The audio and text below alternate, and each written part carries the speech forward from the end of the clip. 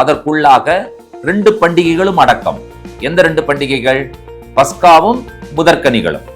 Showing அவர் gratitude, அதாவது நம்மளுடைய நன்றியை, நமக்கு நன்றி உள்ள இருதயம் இருக்கிறது என்பதை காண்பிப்பதற்கான ஒரு அடையாளமாகும். கர்த்தர் நமக்கு செய்கிற ஏராளமான நன்மைகள், ஆசீர்வாதங்கள், அதிலே விசேஷித்த விதமாக நாம் நன்மை ஆசீர்வாதம் என்று சொல்லி அறிக்கை செய்ய வேண்டியது யாரை என்று சொன்னால், எதை என்று சொன்னால்,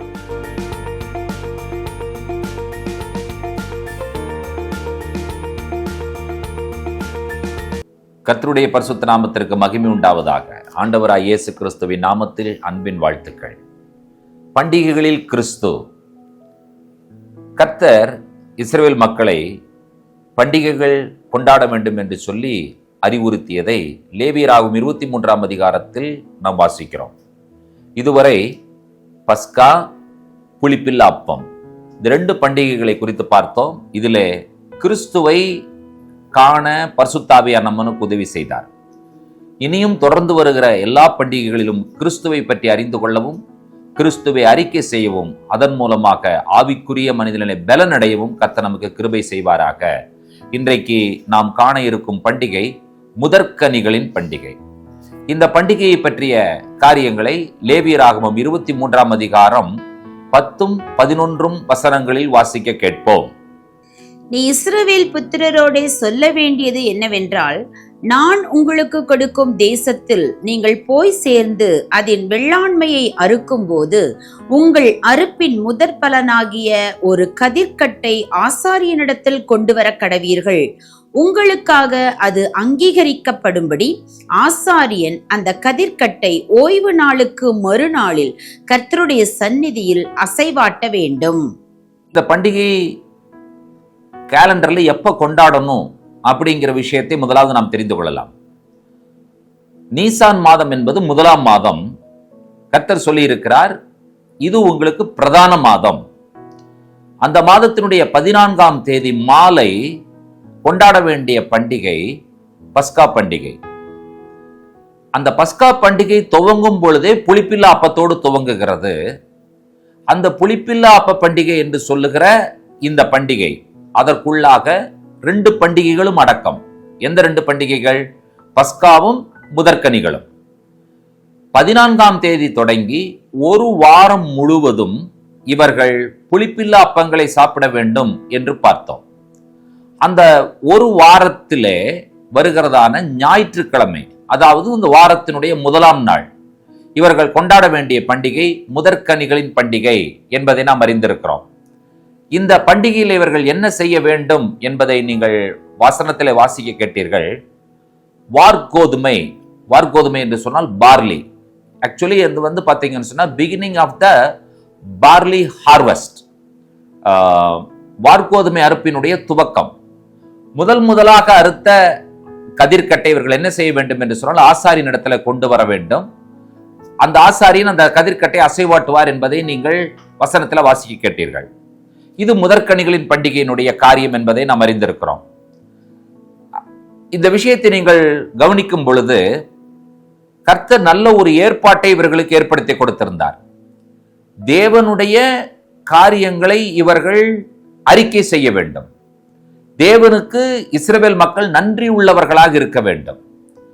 அது மட்டுமல்ல, நாங்கள் எல்லாவற்றிற்கும் உண்மையே சார்ந்திருக்கிறோம் ஆண்டவரே என்ற விஷயத்தை சொல்லுவதற்காகவும், மக்களுக்கு புரிய வைப்பதற்காகவும், அடுத்தவர்களுக்கு காண்பிப்பதற்காகவும் முதற்கனிகளின் பண்டிகை நம்பிக்கையின் அடையாளமாக இவர்கள் அறுவடையின் முதல், அதாவது சிறப்பான கதிர்கட்டை, முதற் பலனை தேவனுக்கு வழங்குகிறதை தேவனிடத்தில் தேவனுடைய சந்நிதியில் கொண்டு வருகிற விஷயத்தை நீங்கள் கவனிக்கிறீர்கள்.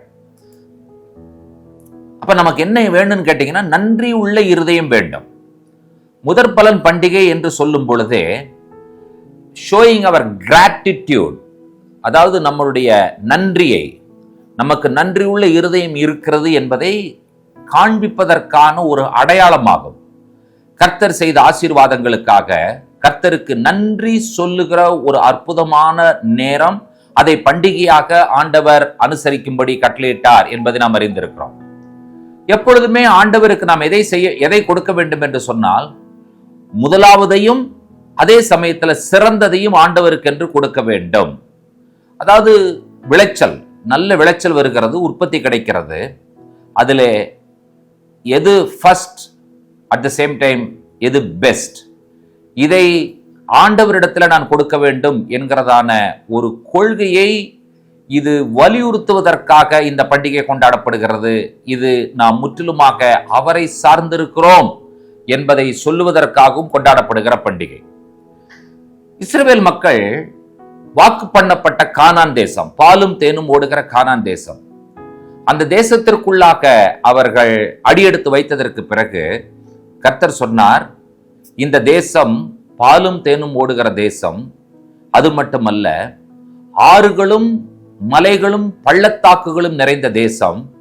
இந்த தேசம் கோதுமை, வார்கோதுமை, திராட்சை, அத்தி, மாதளம்பழங்கள், ஒலிவ மரங்கள், இப்படிப்பட்ட பயிர் வகைகள், தானியங்கள், மர வகைகள், பழ வகைகள் விளைகிற தேசம் என்று சொல்லி ஆண்டவர் அவர்களுக்கு அந்த தேசத்தை வாக்களித்தார். இவர்கள் என்ன செய்ய வேண்டும் என்று சொன்னால், அந்த தேசத்தினுடைய விளைச்சலை கர்த்தருக்கு நன்றி சொல்லும் வகையில் இவர்கள் எருசலேம் தேவாலயத்திற்கு கொண்டு வர வேண்டியவர்களாக காணப்படுகிறார்கள். அப்படி அவர்கள் கொண்டு வரும் பொழுது அவர்கள் என்ன சொல்லுகிறார்கள் என்று சொன்னால், எகிப்தின் அடிமைத்தனத்திலிருந்து கர்த்தர் எங்களை மீட்டார், எங்களுக்கு வாக்கு பண்ணப்பட்ட தேசத்தை ஆண்டவர் கொடுத்தார், நாங்கள் கர்த்தரின் பிள்ளைகளாக இந்த தேசத்தில் நாங்கள் வாழ்ந்து வருகிறோம். Now we belongs to God. நாங்க ஆண்டவருடைய பிள்ளைகள் என்பதை சொல்லுவதற்காக இந்த பண்டிகைகளை அவர்கள் கொண்டாடுகிறார்கள் என்பதை நீங்கள் அறிந்திருக்கிறீர்கள். அப்ப இந்த கொண்டாட்டத்தினுடைய மிக முக்கியமான அம்சம் என்ன என்று சொல்லி கேட்டீர்கள் என்று சொன்னால், அந்த பார்லி, வார்கோதுமை, அதனுடைய ஒரு கட்டை ஆசாரியின் இடத்துல கொடுத்தால் ஆசாரியன் என்ன செய்வார் என்று சொன்னால், அதை வேவ் பண்ணுவார், அசைவாட்டுவார். அசைவாட்டும் பொழுது அசைவாட்டுகிறதனுடைய பொருள் என்ன என்று சொல்லி கேட்டீர்கள் என்று சொன்னால், இது கர்த்தருக்காக காணிக்கை செலுத்துவதனுடைய ஒரு அடையாளமாக இது காணப்படுகிறது என்பதை நாம் அறிந்திருக்கிறோம். இந்த விஷயத்தை இவர்கள் முதற் பலனை கொண்டு வரும் பொழுது ஏதோ சாதாரணமாக ஒரு விஷயத்தை அவர்கள் செஞ்சுவிட்டு போவது கிடையாது.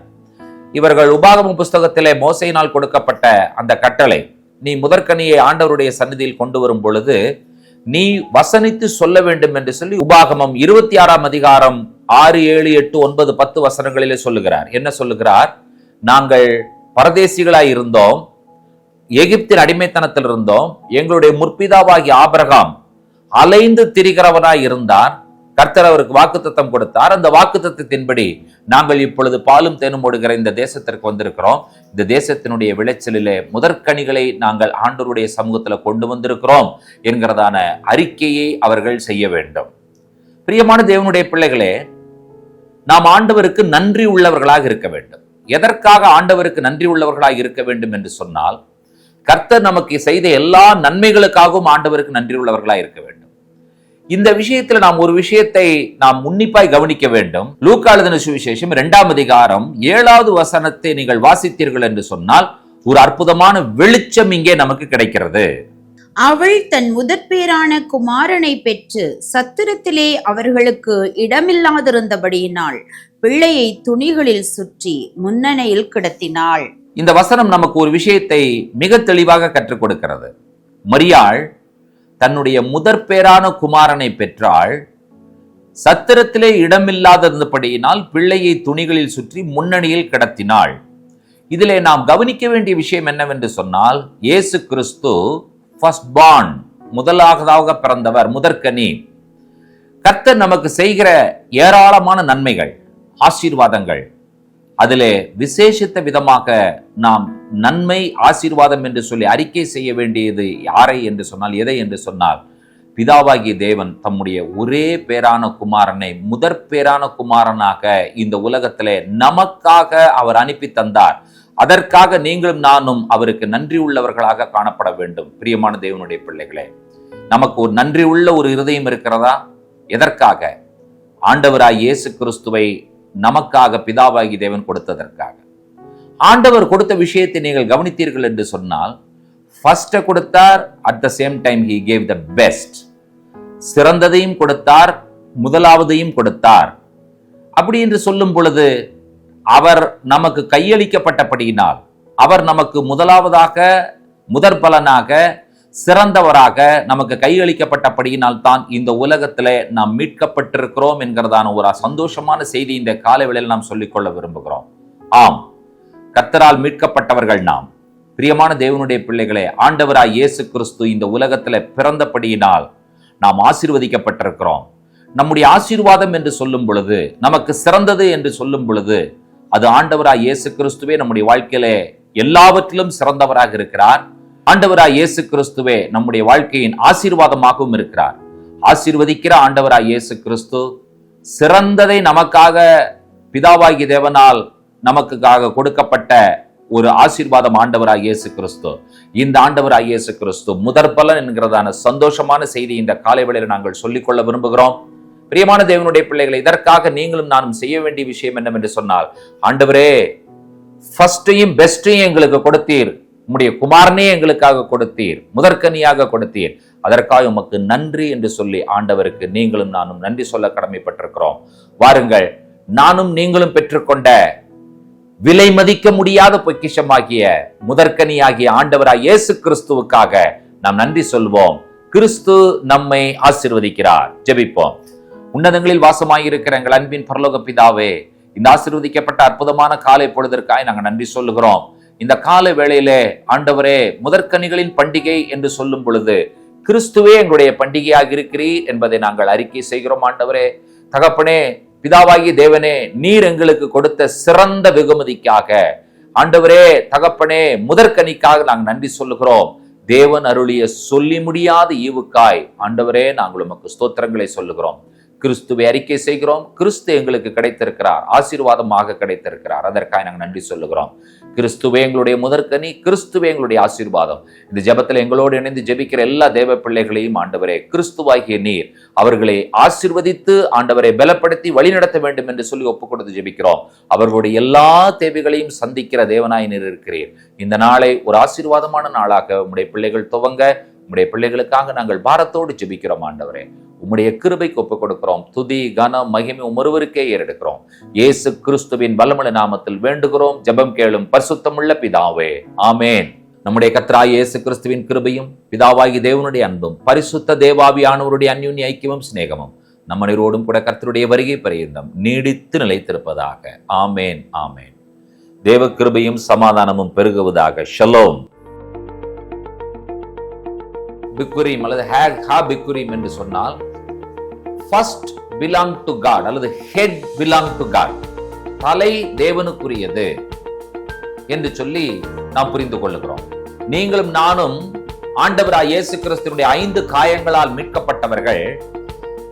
மீட்கப்பட்டவர்கள் எல்லாருக்கும் ஒரு சபை இருக்கிறது. அந்த சபைக்கு பேரு church of the first born, முதற் பேரானவர்களின் சர்வ சங்கமாகிய சபை. சத்திய வசனத்தினால் நம்மை ஜனிப்பித்தார் என்று சொல்லி நாம் பார்க்கிறோம். நீங்களும் நானும் பாவம் என்கிறதான அடிமைத்தனத்தில் இருந்தோம். ஆண்டவராய் இயேசு கிறிஸ்துவினுடைய விலையேற பெற்ற ரத்தத்தினால் முதற் பலன்களாக நாம் மீட்கப்பட்டிருக்கிறோம்.